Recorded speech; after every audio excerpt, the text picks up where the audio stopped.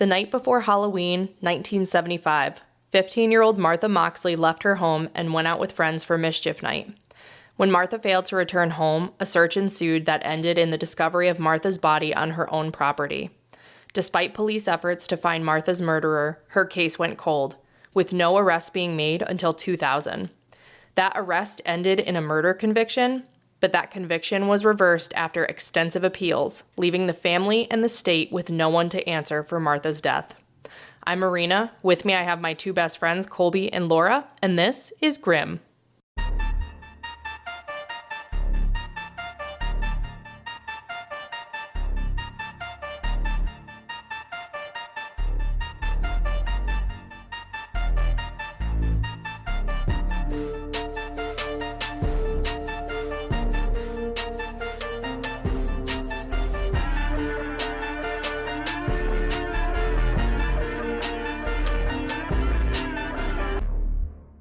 This may be a first for us. I don't know that we have covered a case where there was a conviction and then it was overturned and now it is unsolved, ? No, we definitely have not. This is new. And I always get excited when I hear 1975. Something about the 70s and murders is just really gets me going. Does it for you? Yeah. Yeah. Don't know why. I think it's because it's either that or the 1800s. So, yes. It's just, I like it when when it's a crazy time and nobody can prove anything and no DNA. Yeah. I just really no cell phones. When they're not tracking your Google searches, like all these dumb husbands murdering their wives. How hard is it to bury a body? 115-pound body. Yeah. Oh you got to be more specific in your Google search. Yeah. All these men killing their wives. Just don't. Divorce. I know it's expensive, but do you know what else is expensive?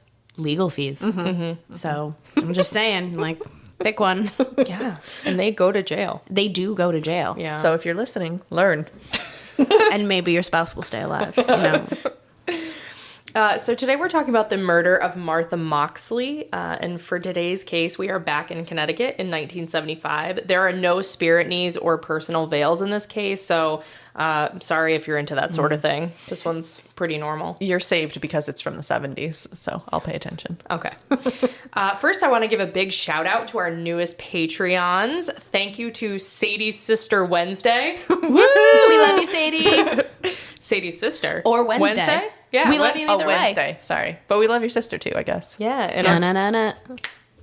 Da-na-na-na. Da-na-na-na. Da-na-na-na. Da-na-na-na. I like the chicken dance that went along with that. I knew. And our girl Laura. Woo, we love you, Laura. Woo. Not to be confused with the Laura sitting to the right of me, the other Laura. We love you. Spelled differently. Yes. Yep. For this week's episode, I listened to some great podcasts to get a lay of the land, including Crime Junkie, True Crime All the Time Unsolved, and a 48 Hours episode. I also read various news articles, as well as a lot of the appellate documents that were filed in the case. Per usual, I want to start with some background on Martha Moxley, our victim in the case. Martha Elizabeth Moxley was born on August 16, 1960 in California to John and Dorothy Moxley. Her older brother John was 2 at the time. When Martha was around 14 years old, the Moxley family moved onto Walsh Lane in the Bellhaven area of Greenwich, Connecticut. Greenwich is only 30 miles from New York City, where John Moxley worked at an accounting firm, while Dorothy stayed at home with the children. I'm sure most are aware that Greenwich is one of the wealthiest towns in the entire country, but I wanted to provide a little additional information on the Bellhaven area to really set the scene. Bellhaven is an upscale, gated community within Greenwich. I didn't do a deep dive for information about real estate in the 70s. Sorry, Laura. But just to give you an idea, in 2015 or around that time, the average home in Greenwich sold for $2.7 million, whereas the homes in the Bellhaven area sold for $4 to $6 million on average. Okay. Wow. So Bellhaven is like the VIP section of Greenwich. Wow. We always say, because it's not that far to drive down, and we've driven through there plenty of times, and I, ooh and ah at the mansions, and then I think to myself, but these are the ones I can see from the regular roads, so I can only imagine in the neighborhoods I don't even know to find and drive through that I'm probably not even allowed in because it's a gated community. Yeah, you can see the poor mansions. Yeah, exactly. These are the rich mansions. I can see the $2 million ones, not the $4 million. Okay. Correct.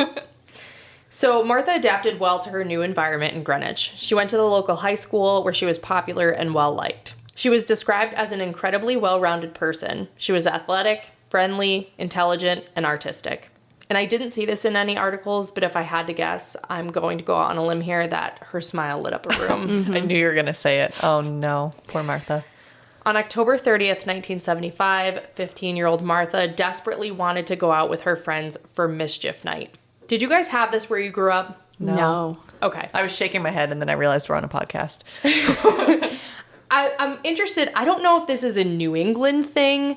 It's not a Greenwich thing because a couple of the podcasts I listened to were like, oh, it's like a thing in their area. But we have it. We had it in our town where I grew up.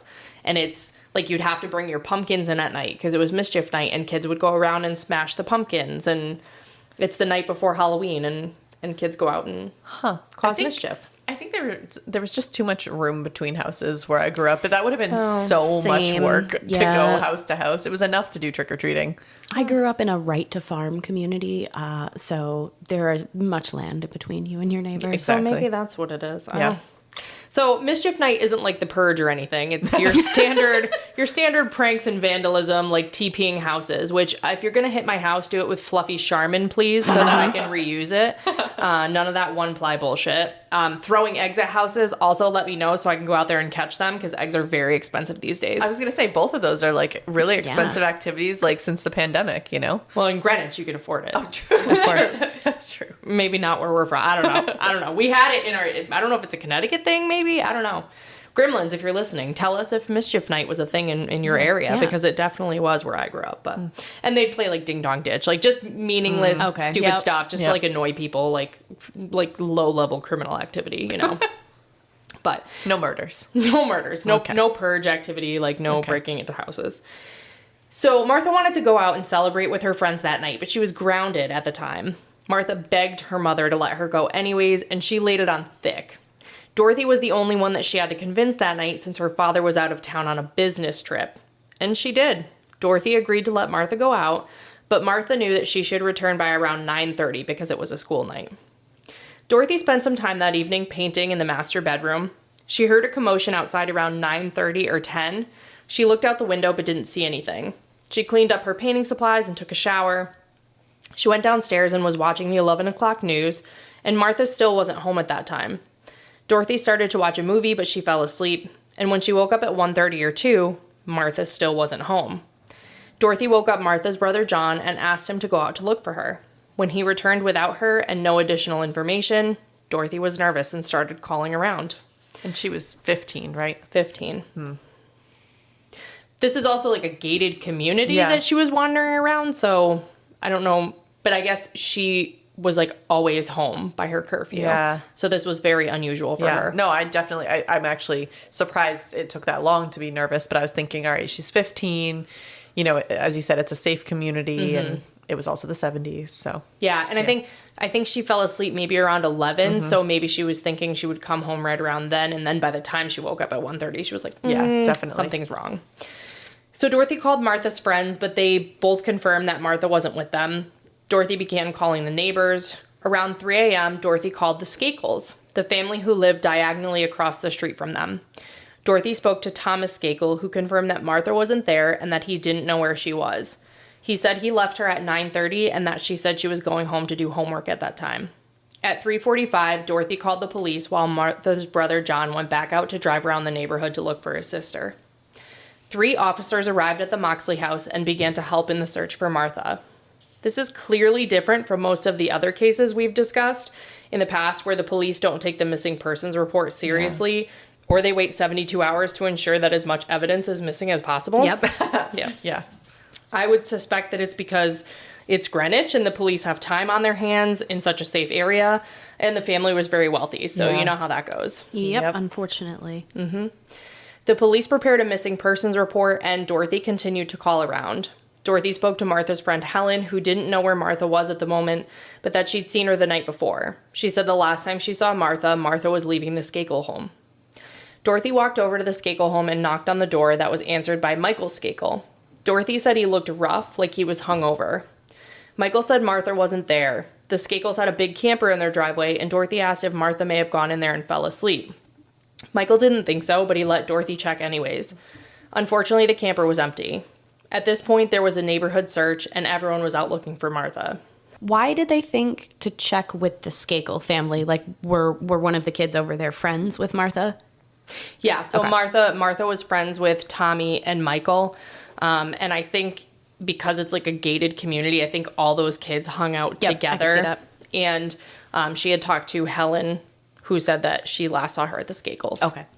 Between noon and 1 on Halloween, Martha's friend Sheila came running up to the Moxley home in absolute hysterics. She says, "Call 911. Something terrible has happened." Ooh. She said, "Martha has been attacked and she's not moving." So Dorothy wants to run outside, and Dorothy's friend basically says, "You stay here. I'll go check it out." Good friend. Martha's body was face down under a tree on the Moxley property, which was quite large. It's 2.4 acres, so it's not too unbelievable that she hadn't been found sooner with everyone out looking for her, because they probably weren't even looking in that vicinity. Yeah. Martha's head was covered in blood.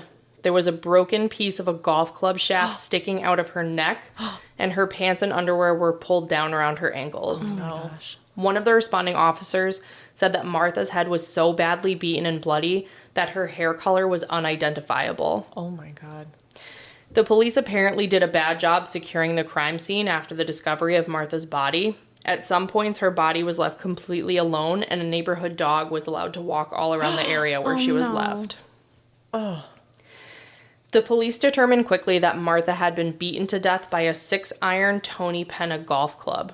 The head of the golf club was found about 200 feet away from her body, and the shaft was broken into jagged pieces. The grip from the golf club was missing and has never been recovered. Based upon the blood at the scene, Martha had been beaten near her driveway, and then her body was dragged through the grass to its final resting place beneath the tree where she was found. Oh. Martha's was the first murder in Greenwich that had happened in 30 years. Wow. So the police did not have much experience in this arena, but they obviously knew to start gathering information about when Martha was last seen and who she was last with. Police learned that Martha had been at the Skakel home the night before. Mm-hmm. This is a good spot to stop and give you some more information on the Skakel family. Yes, please. The family consisted of 7 children, 6 boys and 1 girl, which is, it's too many kids. It's a lot of kids. It's too many kids. Which I guess if you have a nanny, it's fine, but like it's too many kids. I think that's even too much for that. Yeah. The 2 key players here are Tommy, who was 17 at the time, and Michael, who was 15. And they were living at home with their siblings and their father, Rushton Skakel, as well as their 24-year-old live-in tutor, Kenneth Littleton, who had started work for the family on that same day. That couldn't have sounded bougier if you tried. Yeah, I don't think Rushton Skakel. And Kenneth Littleton is the tutor. Still. The live-in tutor. The live-in tutor. You went real Greenwich with this one. Yeah. Their mother, Anne, had passed away from cancer 2 years earlier. And the Skakel family was well off and well connected. Rushton Skakel was the brother of Ethel Kennedy, who was the widow of Robert F. Kennedy. Oh, yeah. Who was assassinated in 1968 while he was running for president. And for those who don't know, Robert F. Kennedy was the brother of John F. Kennedy. What? I'm just kidding. It's been my dream to be a Kennedy my whole life. But the Kennedy curse, you don't want that. But listen, Colby Kennedy. How good does that sound? It's crisp. If I ever have a daughter, her name's Kennedy. Oh, that's nice. That's nice. So I can say Kenny, like on South Park when Cartman's always talking to Kenny. We digress. Sorry, we do. So the Skakels were relatives of the famous Kennedys, which kind of made them a big deal to some people. And Rushton's father had founded the Great Lakes Carbon Corporation, which became one of the largest privately held corporations in the United States. The company made George a multimillionaire, and Rushton followed suit when he took over for his father. Rushton had mostly a hands-off approach when it came to his kids, so as you would expect, the kids were pretty wild. The Skakels was the place to hang out because there was very little supervision and lots of partying. Tommy and Michael were fiercely competitive and would sometimes get violent. None of the siblings got along well, and they all had strained relationships with each other and with their father. Drugs and alcohol were easily accessible to the kids in their father's absence, and Michael Skakel was a heavy drinker by the age of 13. Oof. Wow. Yeah, it's serious. Michael was drunk on the night that Martha was murdered, free to do as he pleased while Rushton was off on a hunting trip. When Rushton heard what had happened to Martha, he rushed back to Greenwich. On October 31st, Rushton allowed the police to enter his home. While inside, the police noticed a set of Tony Penna golf clubs that had belonged to Rushton's widow, Ann Skakel. Oh, and let me guess, it was missing the 6-iron. Yes, if you could believe it. Yeah, I wonder why. Memory. I was stuck on you saying that Rushton rushed back. And then it was too late to make the joke, but I have chosen to make it anyway. We'll just savor this moment. Thank you. I like it. Police determined quickly that the murder weapon had come from the Skakels' home, but police didn't know who had been wielding it at the time of Martha's death, so they needed more information. Martha's autopsy did not reveal much other than the brutality of the crime. Her autopsy was delayed because there was no one in Greenwich who was available to perform it. In fact, it was a funeral director that had moved her body from the crime scene. The police had to call in the state medical examiner, so her autopsy occurred on November 1st, which made it harder to pinpoint her time of death. Due to the delay, the medical examiner could only narrow down the time of death as sometime after 9:30 on October 30th to 5:30 a.m. on October 31st. That's an 8-hour window of time, which makes the police's job harder because they don't know exactly what timing they're looking for. Right. And when did the Moxley family go out and start looking for her? Was it after 9:30? Because she should have been home by 9:30, right? I think it was like 3:30 in the morning, right? Well, I think He went out the first time, I think, around Like 1:30 or yeah. 2 a.m. Do you think, because I don't know, I'm sure there's multiple exits from a house like this, but do you think the blood that was in the driveway would have been visible to somebody walking through the driveway, or? that's a good question. Oh, that is a good question. I don't know. See, I think it probably wasn't as visible because it was so dark out. Mm-hmm.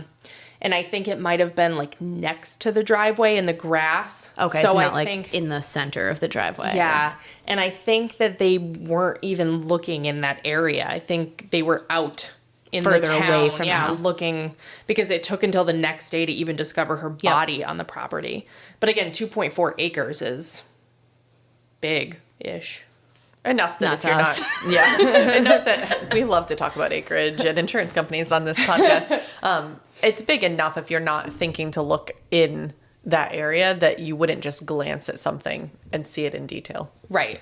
And it was really dark. Yeah, I just meant it as growing up on 24 acres. 2 acres is nothing. There's a lot of places where I grew up to hide a body. Like, a lot.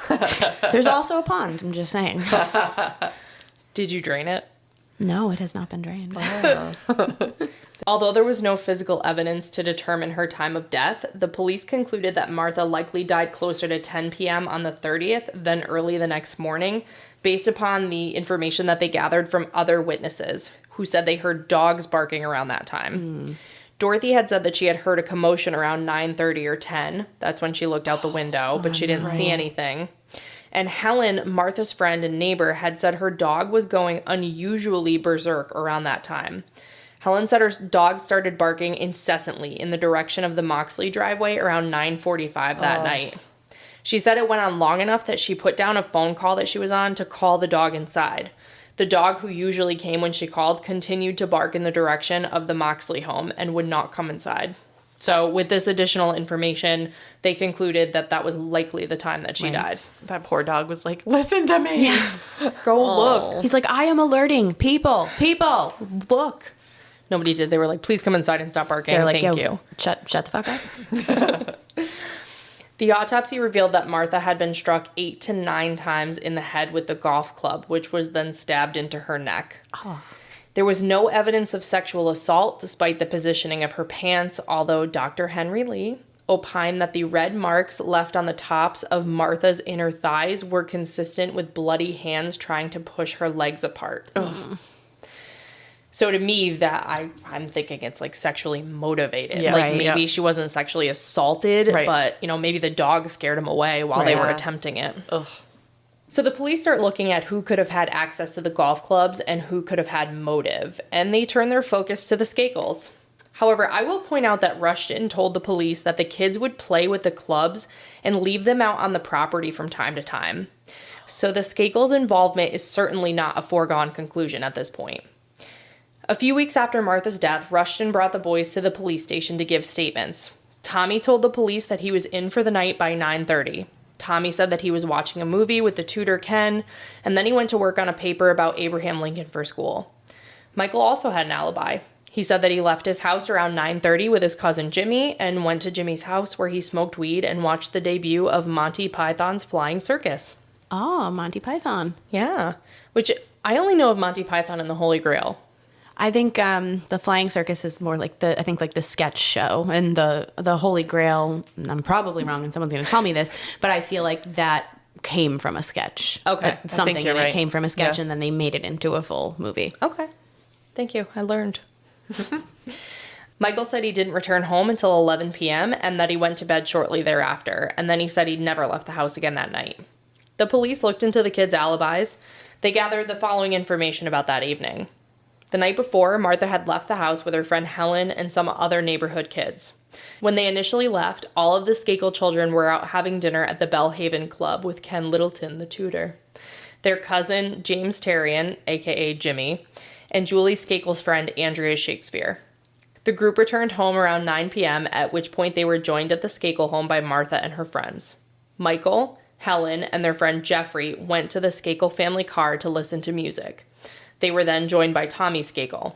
At about 9:25, Michael's brothers, Rushton Jr., John, and their cousin Jimmy, said they needed the car to go to Jimmy's house to watch Monty Python. Rushton, John, Michael, and Jimmy left in the car. Tommy, Martha, Helen, and Jeffrey stayed behind. Is this a logic question? Because I don't think I'm going to answer it right. Who's wearing the purple shoes?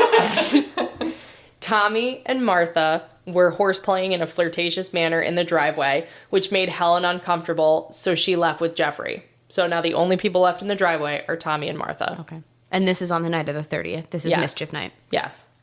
And that was the last time that anyone saw Martha. So Michael's alibi checked out. There was a bit of a snag with Tommy's alibi. The police talked to all of Tommy's teachers, and none of them knew about any assignments involving Abraham Lincoln. Uh-oh. The police looked to Martha's diary for additional insight into her relationship with Tommy and Michael. Martha knew that Tommy had a crush on her, and she wrote that he kept trying to get to first and second base with her. Oh, no. A month before she died, she wrote, Michael was so totally out of it that he was being a real asshole in his actions and words. He kept telling me that I was leading Tommy on when I don't like him, except as a friend. And I said, well, how about you and Jackie? You keep telling me that you don't like her and you're all over her.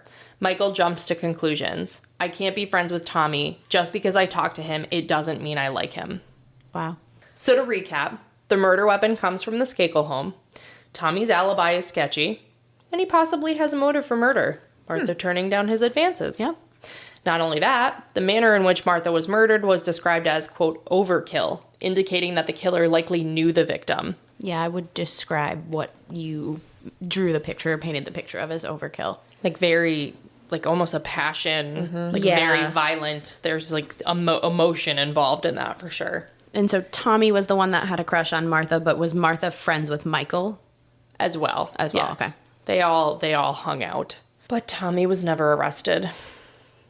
The police asked for an arrest warrant from the state's attorney, but they said no. They didn't have enough evidence. And maybe no other evidence existed, or maybe it did.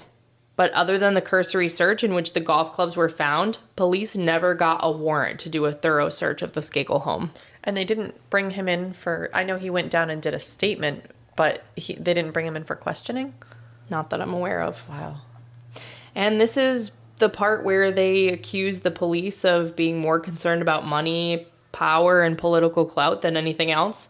A lot of the police officers moonlit as security at the Skakel residence. And people pointed out that it was possible that the police were hesitant to really dig into the Skakel family as having any involvement in the crime. Yep. Despite criticism, the police definitely did put work into the case. By December 1975, the police had interviewed over 250 people, but they didn't get anywhere. In January 76, at the advice of his lawyer, Rushton cut off police access to his family. It wasn't until the summer of 1976 that the police questioned Ken Littleton, the family tutor. Oh, I assumed that they did that when they Yeah. were checking the alibi. No. Oh, jeez. No, I'm not sure how he hadn't been questioned prior, but Ken was given 2 polygraph tests over the course of that investigation, and he failed both of them. But the police had no physical evidence, and Ken had no motive. With so little to go on, Martha's case went cold. And I wonder what it was that he failed, because it doesn't necessarily mean that he, like, unless the question was, did you kill Martha? Right. It doesn't mean that he's guilty, just that maybe he knows something. Right. And it couldn't have been substantial enough. Right. Because it didn't lead to anything. Yeah. The Skakels went on with their lives, but Martha's murder loomed over them like a dark cloud. Michael Skakel continued to struggle with substance abuse issues. In 1978, he was arrested for driving under the influence after he led police on a high-speed car chase while he was drunk. Rather than face jail time, his family worked out a deal where he was sent to a lawn school in Poland, Maine instead. The lawn school cost about $42,000 a year. In the 70s? Mm-hmm. Whew. Sounds like it would be a luxury getaway, right? Yeah. Yeah. No. Oh, no? Oh. No. Based on what I've learned about the school, I think Michael may have been better off in prison. Oh. Really? I'm going to give a quick history and background information about the school because it's relevant to some of the claims in the case later on. And it may even be worth doing a bonus episode on at some point. The school itself? Mm-hmm. Ooh, yeah. juicy. It's just not at all what I expected, the direction I expected when you said you had to pay for it, and that it seemed like he was going to get off easy, but I guess I'll just let you talk. I want to hear. You want to let me tell you about it? No. Oh, one more thing. I'm just kidding. The school was designed to be a last resort for kids with behavioral and psychological problems. One former student described it as a, and I quote, sadistic, brutal, violent, soul-eating hellhole. Wow. Which that really paints a word picture. Uh-huh. Some of the tactics for reform that were employed including screaming at the students in their face by both staff and classmates, humiliation tactics, and fist fighting between the students in what they called the ring. Oh, it's just my Fight gosh. Club at this Yeah. school. I would say that sounds more terrifying than Samara's 7 days, but we all know how I feel about that. It may come as a shock to you that the school is now closed, but it didn't close until April 2011. Wow. Mm-hmm.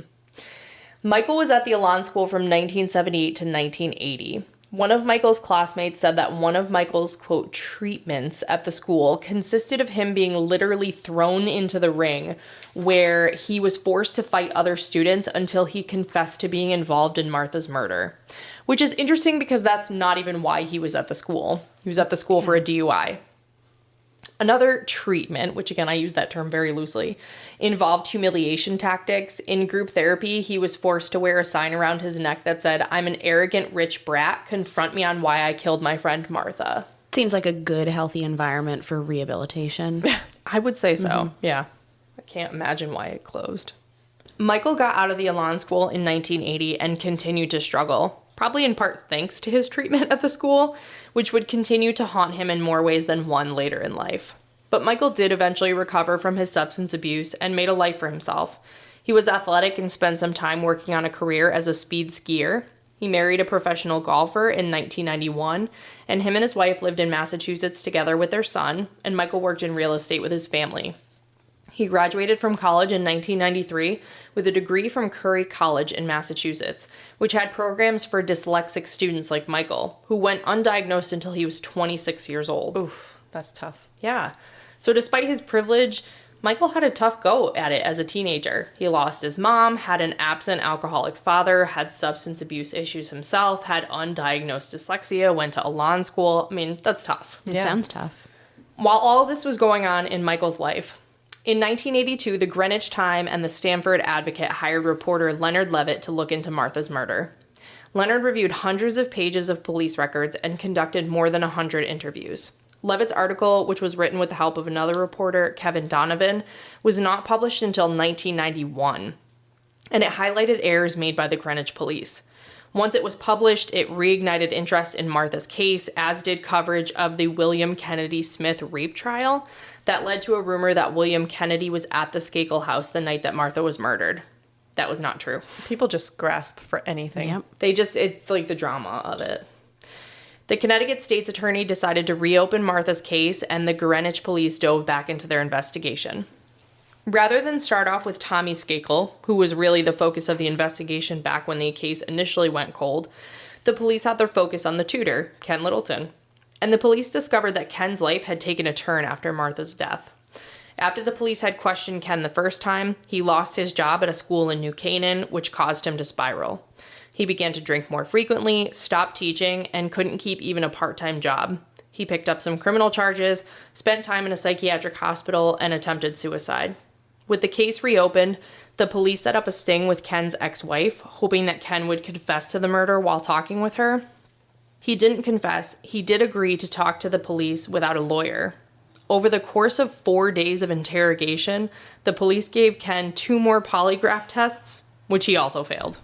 It makes me a little more suspicious since things went really badly for him after she died. So Right. I don't know. But other than the failed polygraphs, again, the police had nothing on him. No motive, no DNA, no other physical evidence. And the media was still focused on the Skakel family. At this point, police couldn't clear Ken as a suspect, but they didn't have enough to charge him either. In 1992, Rushton Skakel decided he was tired of the whole charade and wanted to clear his family's name once and for all. He hired the prestigious private investigation firm called Sutton Associates to investigate Martha's murder. The firm spent more than $1 million and 3 years reinvestigating the case by reviewing documents and interviewing witnesses. The investigation resulted in what is called the Sutton Report. And rather than exonerate Michael and Tommy, the investigation made them look worse. Oh. During that investigation, Tommy and Michael both changed their stories about their activities the night that Martha was murdered. So originally, Tommy told the police that he was with Martha and then went inside by 9:30 to watch the movie with Ken. Then he worked on that Abraham Lincoln paper. Well, Tommy told the PIs that he'd lied about the paper. He said he was actually with Martha until almost 10 o'clock and that the two had engaged in an intimate encounter. He said that they engaged in mutual masturbation and that Tommy had been the one that unbuttoned Martha's jeans and pulled them down. And then what? Yeah. So this makes me question Tommy's involvement because he couldn't have left her like that. That's what I mean. Right. Like, what? Bye. That was Right. nice. I'm That was all set fun. now. Right. So he couldn't have left her like that, but had somebody else walked up to them while they were doing that, while her pants were down, he would have said that. Yeah. Right. So it's super sketchy. Yeah. It's super sketchy to me. Was it public knowledge that her pants were down when she was found? I think so. I don't understand. I don't know. No. What a weird thing to admit to. Agreed. Later, though. Yeah. Like, why? Like, I didn't kill her, but I did pull her pants down. It's like, what happened then? Like, why did they remain down before the act of killing if you didn't kill her? I don't know. And I don't even know if he was saying that, like, she never pulled her pants back up, but I don't know, for her pants to be down while he's with her and that's how she's found later on. That's exactly what I mean. That's why I was wondering if it was known, because if it wasn't, maybe he would unknowingly have made himself look more suspicious. Mm-hmm. Yeah, it's super sketchy. Did any of the Skakel kids say that Martha was drinking that night at all? No, not that I'm aware of. I just figured I'd ask because it sounded like they had access to, like, Dad's liquor cabinet in the house. Yeah. She may have been drinking, but there was no information in what I read about it. Michael, too, left out some interesting information when he first spoke to the police. Michael told the PIs that he was at his cousin's, but he did leave the house again that night about midnight after he had gotten home. He had a big crush on Martha. He decided to go over to her house that night and shoot his shot. He was trying to get her attention at her window by throwing rocks, but she wasn't responding. So he climbed the tree near her house and then decided to masturbate. What? Okay, hang on a second. I thought that in her diary, she had said that Michael basically talked to her about how Tommy had a crush on her. Yeah, Michael had a crush on her, too. Oh. Okay, I'm starting to get an opinion in my head. Okay. Oh, me too. Mm-hmm. Now, this tree that he climbed to masturbate happens to be the tree under which Martha's body was found. I was going to ask that, which then I'm further surprised that they didn't find her, because that implies it was relatively close to the house and not an acre and a half away. Yeah, because he could see into the window, right? He was, Oh, that's interesting. I don't. It is, but I think the house is probably pretty big, and the tree, sure. if it's dark, But and you the don't light's walk on- around the house to look for your missing kid. Of course you do.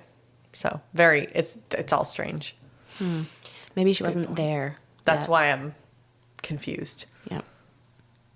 I think she was there, though. Because there still could have been a commotion, but maybe she wasn't back there yet. But I'm pretty sure, based on the evidence, she was bludgeoned at her driveway and then dragged to the trees. But during how much time? Maybe the body was out there and then somebody got nervous and was like, ooh, that would be dumb to leave a body out front. You know? I don't know. Let me just put her under the tree, our special place where we shared that moment earlier. Where I jerked it to her in her room, except she wasn't actually there. No, she wasn't in her room. She was dead under the tree. Which actually makes it less suspicious for him. This is such a weird case. So strange. Can't figure it out. Mm-hmm. So, as I was saying, Michael masturbated in the tree and then he climbed out and went home, as one does. As one does. Fair. Mm-hmm. What, are you going to hang around longer? So Rushton thought that this PI report would help his sons, but instead it did not. So he did nothing with the report and just swept it under the rug, which probably the worst $1 million he ever spent. Yeah. Talk about a bad investment. Yep. And the case slowly starts to fizzle out again. Now, when the PIs were investigating the case, this caught the attention of author Dominic Dunn, who decided that he wanted to write a book on the matter. Dominic got permission from Dorothy Moxley, and he wrote a book inspired by Martha's murder with the same cast of characters bearing different names. The book was called A Season in Purgatory, and it was released in 1993, and again, interest in Martha's murder picked back up. Dominic says that while he's on a book tour in Colorado that same year, a forensic pathologist who used to work with the Greenwich police comes up to him, gives him a copy of Martha's autopsy photos, and tells him that everyone has this all wrong. Tommy didn't kill Martha, but the person doesn't say who they think did. In the fall of 1995, another source approached Dominic and gave him a copy of the Sutton report, which included Tommy and Michael's changed stories. Dominic gave a copy of the Sutton report to Mark Furman, who is the former LAPD detective who was involved in the O.J. Simpson case. Oh. Furman uses the report and writes his own book, claiming to have solved Martha's murder. In 1998, the book is published. It's called Murder in Greenwich, Who Killed Martha Moxley, and names Michael Skakel as Martha's killer. Oh, that feels like a bad idea. The same year, the state announced that it was convening a one-judge grand jury to investigate and review the evidence of Martha's murder. One of the witnesses was Ken Littleton, who, get this, would not testify before the judge unless he was granted immunity. That's suspect. What did you do, Ken? Now, Ken's testimony, buckle up, all right? He went to dinner with the Skakel family. He watched a movie from 9 to 11. Tommy joined him around 10. And Ken never met or saw Martha and didn't overhear any of the Skakel boys say anything about her murder.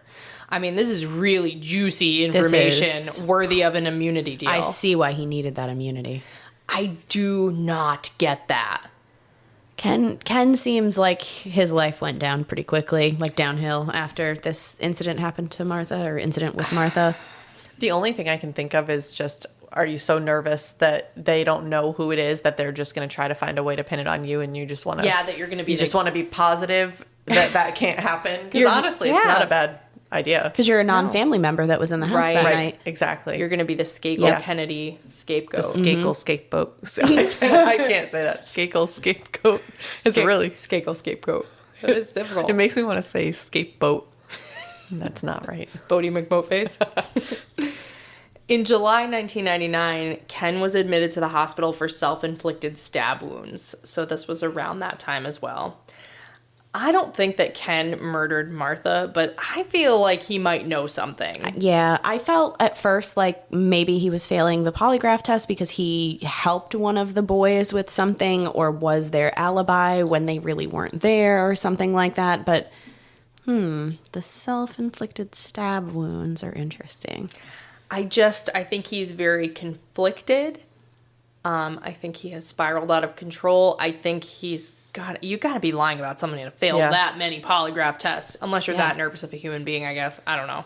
But to want immunity too, but that is a good point about the scapegoat because these are powerful. Maybe it's just that. Maybe it's just that he was too close to it. He thought that they were responsible for it in some way, and he was just so nervous that someone was going to pin it on him that even when he was telling the truth, it looked like he was lying. Well, because we don't know why his life was in disarray after this. Who knows? Like, maybe they threatened him, or maybe he immediately felt like, oh, shit, like, if they're looking for somebody to blame, the clubs clearly came from this house. Right. Yeah. What am I going to do? Yeah. I mean, or even maybe just losing his job was enough to ruin his life. Might have been hard to find work in a town where, I know Greenwich isn't exactly small, but news travels fast, and working for a powerful family, they could make it really hard for you to get another job. Right. And he lost his job in New Canaan, but I think that's also a very rich area of Connecticut. Yep. Yeah. The most damaging evidence presented to the grand jury came from students at the Elan School. One of Michael's former classmates, Gregory Coleman, testified that Michael admitted to him that he had murdered Martha and that he was going to get away with it because he's a Kennedy. Was this after he was beaten and tortured, or because like what is that? That would mean nothing. That testimony or whatever. And that was his defense attorney's point. Yeah, that you can't really consider that a good confession. But Gregory later admitted that he was high on heroin when he testified before the grand jury. It didn't seem to impact the damage done. Unfortunately, Gregory was later found dead from a drug overdose in August 2001. It's too bad. The grand jury lasted for a year and a half and included the testimony of 53 witnesses.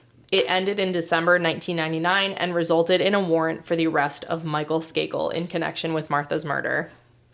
Michael surrendered to police and was officially charged with Martha's death. However, because Michael was only 15 at the time of the murder, he was charged in the juvenile court. But the juvenile court ordered that Michael be tried as an adult and had his case transferred. During Michael's arraignment, he told Dorothy Moxley, "You've got the wrong guy." Michael's criminal trial began in May 2002, and the state's ability to get a conviction was less than certain. Michael had hired a prominent criminal attorney, Mickey Sherman, and the evidence against Michael was all circumstantial. The state's theory of the case was that Michael murdered Martha in a jealous rage after he saw Martha with Tommy that night. I had that theory. Was that your theory? That's not what I think happened. I can see how they came to that theory, though. Although they had no physical evidence, the state called 12 witnesses who testified that Michael had told them that he was responsible for Martha's murder. Gregory Coleman, the one who had testified before the grand jury and died from an overdose, was unavailable to testify, so his testimony was read to the jury. Another Elan student, John Higgins, was called, and he testified that Michael had talked about a murder he may have been somehow involved in, and that he went from not knowing what happened to saying that he must have done it. Another Elan student, Charles Segan, said that in group therapy, on some occasions when Michael was confronted about Martha's murder, he was annoyed, while on other occasions he would cry and say he wasn't sure if he did it. I'm sensing a theme here. Yeah. They happen to all be from the school. Mm-hmm. Yep, that's where I'm at, where they literally made him say he did it. Right, under duress. As part of treatment. Mm-hmm. Michael apparently admitted that he was blind drunk and stumbling the night that Martha died, and told another student, Dorothy Rogers, that he was drinking and could not recall if he was involved in the murder. Another student, Andrew Pugh, was assured by Michael that he didn't kill Martha, but was told by Michael that he had climbed the tree and masturbated in it where Martha's body was found. The defense sought to elicit testimony from the students to support the argument that any confessions could not be considered conclusive evidence, considering the abuse and coercion used to elicit the statements. Yeah. Ken Littleton was also called and gave his earth-shattering testimony again as well. Mm-hmm. The state also called Larry Ziccarelli. Larry had been employed by the Skakel family as a driver and a handyman. According to Larry, in 1977, 2 years after Martha's murder, he was driving Michael to an appointment in New York City. Michael had gotten into a fight with his father and was upset. Michael told Larry that he had done something very bad and that he had to kill himself or get out of the country. On another occasion, Larry was driving Michael and they were stopped on the Triborough Bridge. Michael opened the door and ran to the side of the bridge. Larry ran after him and forced him back in the car. Oh my gosh. As Larry was returning to the driver's side, Michael took off again. When Larry and Michael got home, Larry asked him why he was trying to do what he was doing, and Michael said, "If you knew what I had done, you would never talk to me again." So he's a guilty conscience at this point. Yep. And Larry quit shortly thereafter to get away from the family. Yeah. The state spent time pointing out a number of inconsistencies in Michael's statements over the years, and they challenged his alibi, questioning whether Michael had actually been at his cousin's house or whether it was part of a family cover-up. The state made sure to point out that Michael was related to all of the alibi witnesses. And they also called a witness, Andrea Shakespeare, who was a close friend of Michael's sister, Julie. And she said that Michael didn't get into the car to go to his cousin's house that night. She was the only witness to say that he didn't get into the car. And in 1991, when she had been interviewed by the police, she said she didn't know who left in the car because she was in the kitchen with Julie the whole time. But at trial, she was now certain that he didn't get in the car. What a mess. Yeah. Just in case Michael's alibi did check out, the state also presented evidence from the state chief medical examiner that Martha could have died between 9:30 and 10, but that it was also possible that she died any time before 1 a.m., trying to establish that Michael still could be the killer even if his alibi was credited. Michael didn't testify, but prosecutors were able to produce and introduce a tape recording of Michael talking to a ghostwriter about a possible book. Which I think we had this discussion in the last case, where it's like if your life is going to be ruined, you might as well make some money off of it. Yeah. Michael explained to the ghostwriter how he was feeling bold that night, went over to Martha's house and masturbated in the tree. He said he went home, and when Dorothy asked him if he'd seen Martha the next day, he thought, oh my God, did they see me last night? Oh. He said he remembered just having a feeling of panic. I fully believe all of this so far. I do too. I don't know if he killed her. What he had done that could have been so terrible is that he could have been in the tree masturbating literally while her body was underneath him. Yeah. Like he might not have known that at first. Right. I don't know if he saw her when he got down from the tree or... Because you'd feel pretty bad about yourself. Even if she wasn't right there, to know that she had died and he was doing that, I think would make you feel pretty awful. It also could be completely unrelated. True. I'm thinking of a privileged kid with a drinking problem. His dad could have bought him out of some other situation that nobody even heard about, or hit and run, or he could have gotten a girl pregnant secretly. Like something, and like it just, when you put it together with the rest of this evidence, it makes him look guilty, but it could be completely unrelated. That was my thought, anyways. Michael's defense strategy was to focus on reasonable doubt, which, I mean, that's a good defense strategy. The Greenwich police chief testified that he had wanted to arrest Tommy Skakel back in 1976, but that he couldn't get the arrest warrant. The defense also called the medical examiner that had helped the Greenwich police chief back when the murder occurred, who confirmed that he thought death occurred closer to 10 based upon the evidence and the barking dogs heard by the neighbors. So Michael really was relying on his alibi to try to save the day here. The trial ended after 3 weeks. The jury deliberated for 4 days, and on June 7, 2002, Michael was convicted of Martha's murder and was later sentenced to 20 years to life. I know there's more in your packet there, but I am really surprised that they convicted him based on that evidence, because I think, and again, I didn't sit through all the court proceedings, but it sure seems like you could have argued reasonable doubt. Absolutely. And that's why... Again, thank you for saying that. You don't know how the evidence went in. You don't know how these witnesses testified. But I think it's probably all of these quote-unquote confessions from the Elan school with the shade that was thrown on his alibi that was enough for them to push it over the edge. But I don't think that it should have been, possibly. No. There weren't any fingerprints on the golf club or anything? Nope. There was no DNA, no physical evidence, no fingerprints, nothing. And the handle of the golf club where there probably would have been fingerprints was never recovered. Oh, I was thinking it was like the head of the club was what wasn't recovered, because the handle was, it wasn't the handle, it was like the shaft that was stuck in her neck. Yes, the shaft was stuck in her neck because the actual like head of the iron flew off and was 200 feet away from the body. Wow. Yeah, and the handle, like the grip, was never recovered. Michael appealed his conviction, and his case went before the Connecticut Supreme Court. Michael hired new counsel for his appeals. And who was his appellate lawyer, you may ask? UB Santos. It sure was. Yes! Among others, including Hope Seeley, who is now an appellate court judge in Connecticut. I nerded out a little bit on some of these issues, so what makes sense to me may make absolutely no sense to you, so feel free to ask questions or take a nap, either one.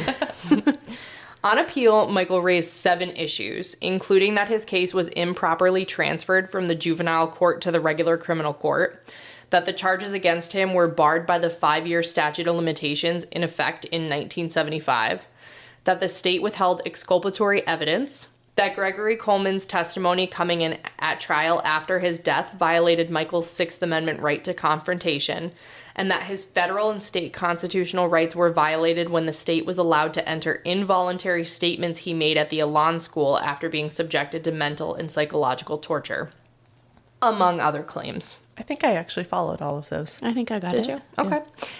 Addressing the claim concerning the transfer from juvenile court, a statute allowed the juvenile court to transfer a murder case to the criminal docket as long as the juvenile was at least 14 years of age. Pursuant to the statute, the transfer was not permitted unless an investigation is completed and there's reasonable cause to believe that the child committed the crime charged. There's no available institution for the care and treatment of the child, and the Superior Court is a better setting to dispose of the case.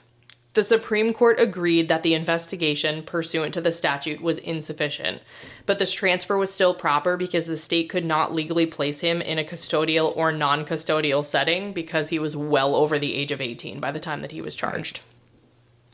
Regarding the statute of limitations, Michael was correct that his charge was governed by a 5-year statute of limitations in 1975. However, the Supreme Court held that the 1976 amendment, which removed the 5-year statute of limitations, would apply retroactively to crimes in which the statute of limitations had not yet run. Oh, so because 5 years hadn't gone by, it was fair game. Yes. Yep. So the new statute of limitations applied, fair game. He lost that argument. Regarding the admission of the coerced confessions at the Elan School, Michael never raised this claim at trial, so he sought review under what's called State versus Golding, which governs the review of unpreserved constitutional errors. One of the requirements is that the record is adequate for review, and because Michael never raised the issue at trial, there was insufficient evidence to determine how the atmosphere at the school may have affected the voluntariness of his statements. That's too bad because I really feel like none of that should have been admissible because it definitely was not of his own free will. He was sharing that information based on what you told us about how the school operated. Right. But the court's point is that, so for Gregory Coleman's statement, if he was in the ring when he made that statement to Gregory, that's different than if they're laying in bed in their co-dorms and he's just telling him, very different, you know, for nighttime pillow talk. Yes. Yep. My brain lost all the words. Yes. Pillow talk. So they wouldn't review the issue. So the Supreme Court rejected all of Michael's claims and they affirmed his conviction. Come on, Hubie can do better than this. In 2005, Michael sought to get a new trial based upon new evidence. A man named Gaetano, a.k.a. Tony Bryant, a classmate of Michael's and a cousin of Kobe Bryant, said that there were 2 men in Greenwich the night Martha was murdered who were likely responsible for her death. Tony said he was hanging out that night with 2 men, Adolf, a.k.a. Al Hasbrook. It was Adolf. I don't need to hear anymore. And Burton Tinsley in Bellhaven. Al and Burton were from New York, but they had met Martha on previous trips to Greenwich, including at a street fair and at a school dance. Tony said that Al and Burton came across the golf club in the Skakel's yard and said they were going to attack a girl, quote, caveman style. Ooh. Tony said he didn't want anything to do with it, so he left, but the men later told Tony that they had achieved their fantasy. Yikes. The judge denied Michael's request for a new trial, finding Tony's testimony was not credible. One of the things that he implied was that it was very unlikely that 3 African-American males would have gone unnoticed in this neighborhood that night. That may be true. I don't know. Yeah. I think in an affluent, probably very, very white neighborhood in the 70s in Greenwich, Connecticut, I forgot it was the 70s. Yeah. I think that they would have stuck out like a sore thumb, and for all of the wrong reasons, people would have been watching them. Yes, 100%. Michael also argued that there was new evidence to impeach Gregory Coleman's testimony. He said that there were 3 other men present when Michael made his statement. The trial court rejected this claim because the defendant could have located and called those 3 witnesses at trial, and the judge found that the impeachment value of their testimony would not be enough to lead to an acquittal on retrial. So, in order to get a new trial, the new evidence has to actually be new evidence that you were incapable of discovering prior to your trial, and that was not the case here. Not just, I wish I had done that better. Right, yeah. Can't get a second bite at the apple. Michael appealed that decision to the Supreme Court as well. The Supreme Court agreed that Tony's statements were not credible because there was no corroborating evidence. It also agreed that the evidence of the 3 witnesses to contradict Gregory's testimony was available prior to the trial and was insufficient to convince the court that the testimony would lead to a different result at trial. So he lost it again at the Supreme Court. In 2010, Michael filed a petition for habeas corpus alleging that his trial counsel, Mickey Sherman, had been ineffective. In continuing our little grim legal corner, in order to prevail on a claim of ineffective assistance of counsel, you have to prove both that your attorney's representation was insufficient and that there's a reasonable probability that representation by competent counsel would have led to a different outcome. So it can't just be that they made a mistake. It has to be that that mistake would have made a difference. In Michael's case, where there was no witness to the crime, no physical evidence, every iota or shred of reasonable doubt mattered. Michael made several claims concerning Mickey Sherman's ineffective assistance, including failing to track down and present the testimony of an unbiased, non-family member alibi witness. At the grand jury, one of Michael's cousins, Georgianne Dowdle, was called to testify.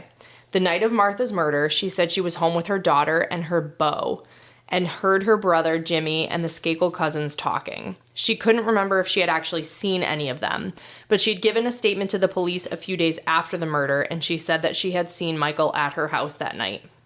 Michael's attorney never sought to identify Georgianne's beau, who turned out to be Dennis Osorio, a retired psychologist who confirmed that Michael was at the Terrien house the night of Martha's murder. At trial, the state attacked Michael's alibi by stating it was supported only by family members helping to cover up the crime, so the testimony of an unrelated individual would have been critical to Michael's defense. I could see how that would have been critical to his defense, Yeah. That seems like a failure of his attorney. Yes. Michael also alleged ineffective counsel in Mickey Sherman's failure to present a third-party culpability defense, pointing fingers at Tommy Skakel, and for failing to call the 3 witnesses to contradict Gregory Coleman's testimony. Now, regarding the pointing fingers at Tommy Skakel, I wonder whether Rushton was paying for Michael's defense, and then you sort of have a conflict Absolutely. for the lawyer for Michael to point the finger at one of your other sons. I'm not sure, though. That's just my thought on the matter. A habeas trial was held, and in October 2013, the Superior Court issued a 170-page opinion holding that trial counsel had been ineffective in at least 10 ways, 3 of which were prejudicial under the Strickland versus Washington standard, which is the 2-pronged standard I mentioned earlier.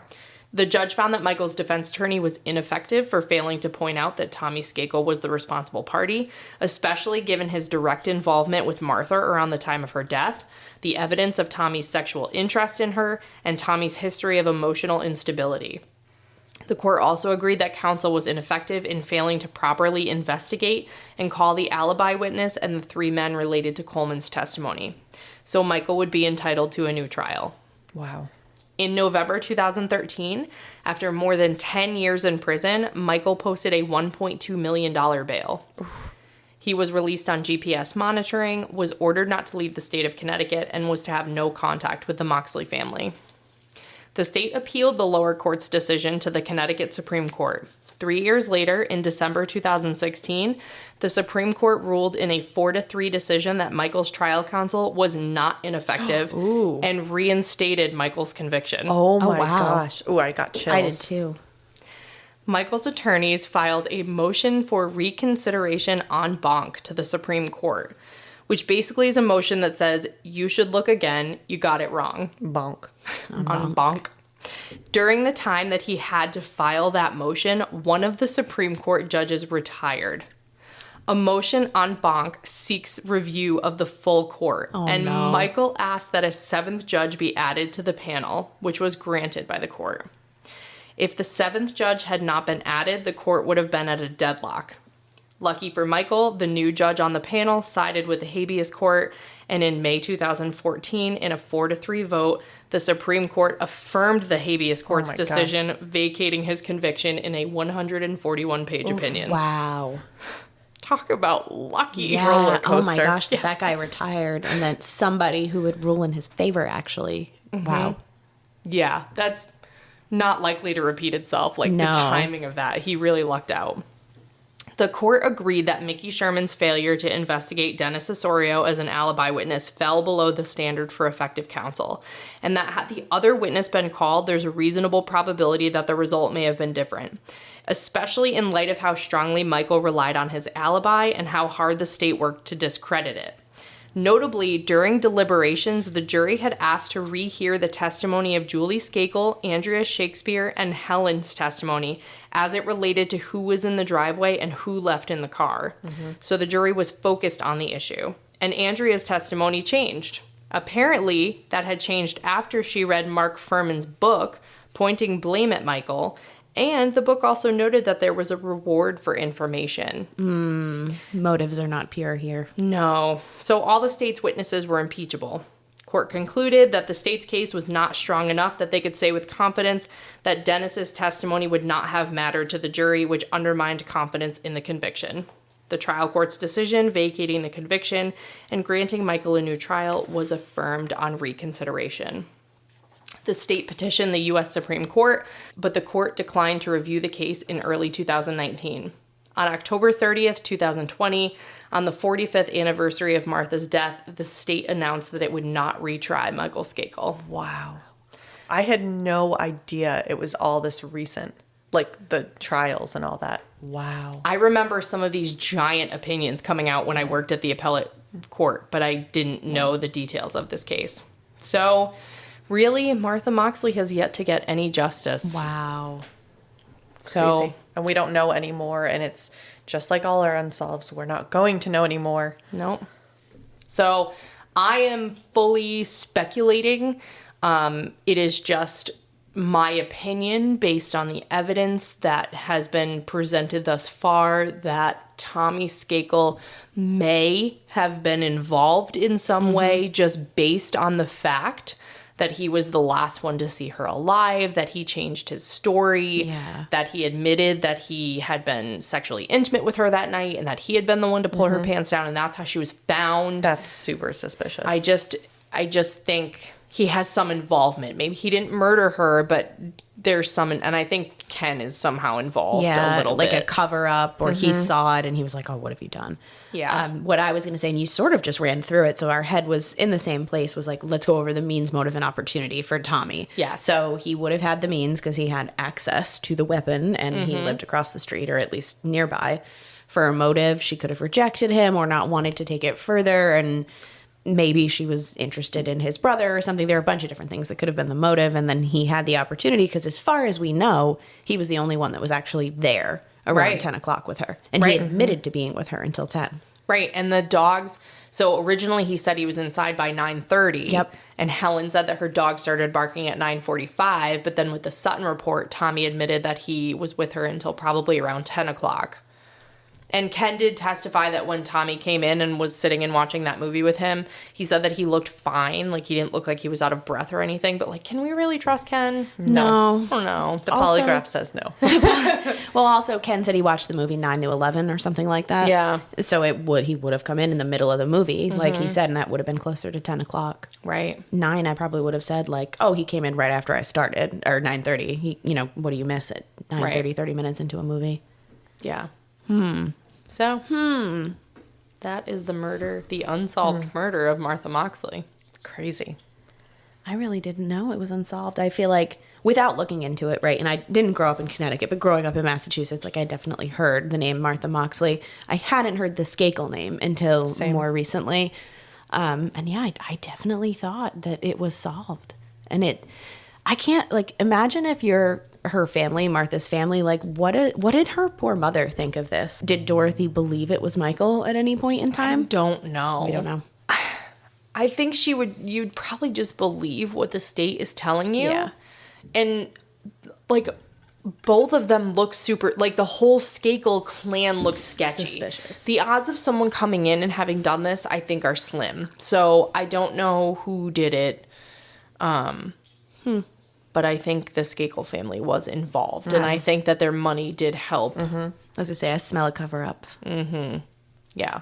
But that's why I'm saying, too, I don't know if, like, when Michael was saying, like, if you knew what I did, you would disown me or whatever. Like, it could have been some other shitty thing that he did. Mm-hmm. Or it could have been, again, he could feel really guilty because he was trying to tell Martha, like, no, my brother's got a thing for you. Like, why won't you be with Tommy? Because that's what her diary said, was that Michael was essentially trying to push her to Tommy. So he really could have felt terrible for pushing Martha towards her killer, basically, if that's the bad thing that he did. Yeah. Or like you said, could have been a hit and run. Mm-hmm. He could have done a bunch of things. Right. Yeah, based on her diary, she was definitely saying that Michael was telling her that she was leading Tommy on, even though she's like, I'm not doing it. Like, we're just friends. Right. She was like, I need to stop going over there. But obviously didn't. If you're enjoying listening to Grimm, please rate and follow us wherever you listen to podcasts to make sure you don't miss any episodes. If you listen to us on Apple Podcasts, make our day by leaving us a written review. You can find our page on Facebook by searching Grimm, a true crime podcast. Follow us on Instagram at Grimm Crime Podcast for information on future episodes and case photos. If you want to send us a case suggestion or just say hi, you can email us at grimmcrimepodcast@gmail.com. Listen, learn, and stay alive until next time, because the future is grim.